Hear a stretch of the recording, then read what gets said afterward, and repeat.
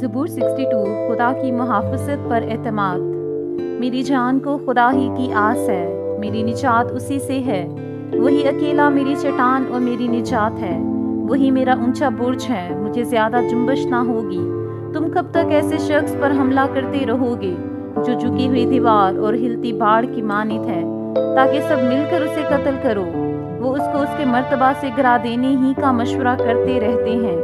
वो झूठ से खुश होते हैं, वो अपने मुंह से तो बरकत देते हैं पर दिल में लाहनत करते हैं। ऐ मेरी जान, खुदा ही की आस रख, क्योंकि उसी से मुझे उम्मीद है। वही अकेला मेरी चट्टान और मेरी निजात है, वही मेरा ऊंचा बुर्ज है, मुझे जुम्बश ना होगी। मेरी निजात और मेरी शौकत खुदा की तरफ से है। खुदा ही मेरी कुव्वत की चट्टान और मेरी पनाह है। ऐ लोगो, हर वक्त उस पर तवक्कल करो, अपने दिल का हाल उसके सामने खोल दो। खुदा हमारी पनाह गाह है। यकीनन अदनी लोग बेसबात हैं और आला आदमी झूठे। वो तराजू में हल्के निकलेंगे, वो सबके सब बेसबाती से भी हैच हैं। जुल्म पर तकिया ना करो, लूट मार करने पर ना फूलो। अगर माल बढ़ जाए तो उस पर दिल ना लगाओ।